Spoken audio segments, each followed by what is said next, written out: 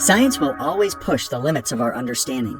Humanity is on a quest to expand our knowledge, to dig deeper, to look further, and to uncover the truth of reality.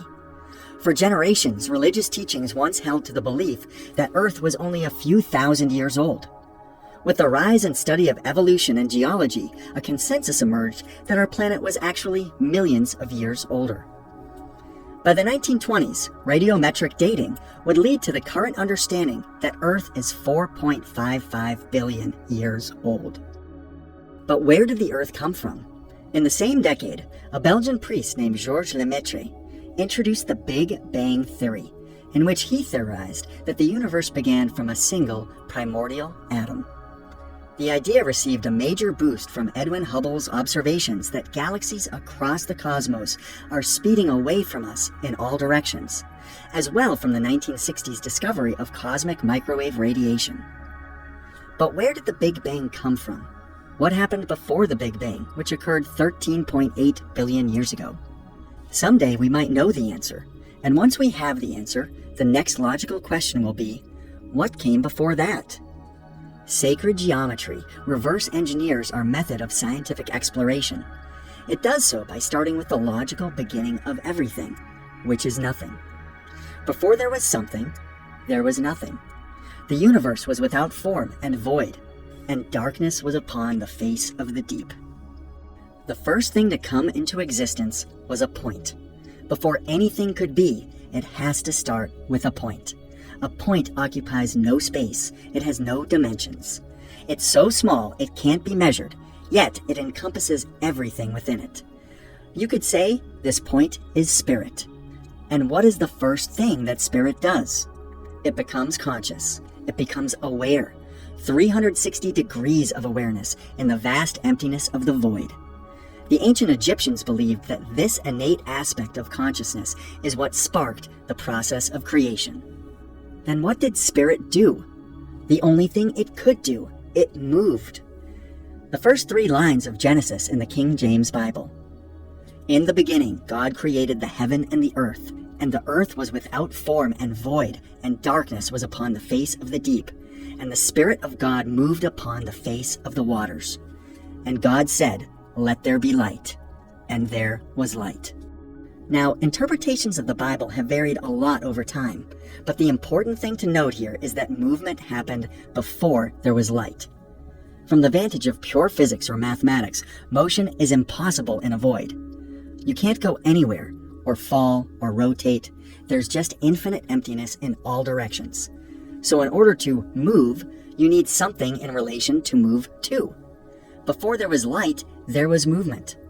Once spirit created a point in space, it was able to move to the edge of its awareness and expand consciousness, creating another circle to form the Vesica Piscis. This football-shaped opening in the middle is the geometric image through which light was created, and it is also the geometric shape through which our eyes receive light. Spirit would continue to expand its awareness, following the Genesis pattern by moving to each intersection of the circumferences and expanding. The second movement creates the third circle, which forms the Holy Trinity. With each movement, more information unfolds. By the fourth motion, we have moved halfway around the first circle, 180 degrees from the first motion. On the 4th day of Genesis, exactly half of creation was completed. After 6 movements, 6 days, a geometric miracle takes place. We have a complete pattern, the seed of life. This complete pattern is called the seed of life, for it contains the recipe of life and all its potential. The second rotation of circles forms a 3-dimensional shape. The ancients who were concerned with life and death called this cluster of spheres the egg of life. Your entire existence is dependent on the egg of life structure. Everything about you, from your height to your eye color, was created through the egg of life form. Spirit would continue this pattern with a 3rd rotation. 19 circles produces the flower of life, a shape that is found in ancient cultures around the world. From China to Ireland to Egypt to India, they all had some notion of the flower of life. Why is this shape so special? Because the information hidden in the flower of life is so important and so sacred that our ancient ancestors had to keep it secret, which was appropriate at that time. However, now, We either use the information or fall further into darkness. When the flower of life is extended out and all the circles are completed, the fruit of life is revealed. This is the secret. Out of the flower comes the fruit. The fruit of life is an entirely feminine shape. Curved lines are feminine. They represent formlessness and emotion. Once we add masculine energy or lines, the formless begins to take shape.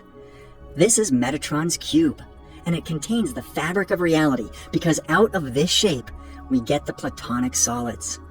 Platonic solids have faces that are all the same size, edges that are all the same length, angles that are all the same degree. And if put into a sphere, all points will touch the edge of the sphere. These shapes were studied in ancient times by the Egyptians, who passed the knowledge to the Greeks, where Pythagoras would study them, and later Plato, which is where we get the name Platonic. There are 5 Platonic solids: the cube, the tetrahedron, the octahedron, the isosahedron, and the pentagonal dodecahedron. Earth, air, fire, water, and ether, or prana. Each Platonic solid corresponds to a different element, and every element of the periodic table has a geometric relation to one of the Platonic solids. From the motion of atoms, to molecules, to viruses, to snowflakes, to the shape of sound, to the orbits of the planets in our solar system, everything stems from this basic geometric information system. And it all starts with spirit. Looking at ancient myths and religious teachings in a metaphorical sense, and less in a literal materialistic sense, will allow us to decipher the encoded wisdom, and may perhaps serve to bridge the divide between spirit and science. As above, so below. There's as much greater than us than there is lesser than us. There's as much outside us as there is within. Everything above us and everything below us is constructed from geometric relationships. When we study sacred geometry, we begin to understand our place in the universe. All this expansion of consciousness, all this curious exploration, is really about finding out who we are. We are a mystery to ourselves, and to uncover where we came from is to know ourselves on the deepest level. Everything, from the smallest particle to the biggest star, is connected, and you are at the absolute center of it all. Philosophy is written in this grand book, the universe, which stands continually open to our gaze. But the book cannot be understood unless one first learns to comprehend the language and read the letters in which it's composed. It is written in the language of mathematics, and its characters are triangles, circles, and other geometric figures, without which it is humanly impossible to understand a single word of it. Without these, one wanders about in a dark labyrinth. Galileo Galilei. Today's video is sponsored by MSI. The Golden Ratio describes predictable patterns on everything from atoms to huge stars in the sky. The ratio is derived from something called the Fibonacci sequence, named after its Italian founder, Leonardo Fibonacci. In the sequence, each number is simply the sum of the 2 preceding numbers: 1, 2, 3, 5, 8, 13, etc. The simple sequence produces an amazing proportion of 1.618, which is known by many other names: the Golden Ratio, the Golden Mean, Phi, and the Divine Proportion, among others. So why is this number so important? Well, almost everything has dimensional properties that adhere to the ratio of 1.618, so it seems to have a fundamental function for the building blocks of nature. For billions of years, life on Earth has evolved around this proportion to maintain balance and harmony. Our ancient ancestors incorporated the Golden Ratio into their structures and daily lives. And today, our best technology continues this evolution, for it follows the laws of nature to design